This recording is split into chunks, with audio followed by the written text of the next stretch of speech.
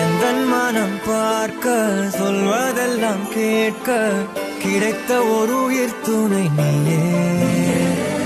என் சிரிப்பில் பாதி என் துயரில் பாதி பகிர்ந்து நீ அருந்துகிறாயே.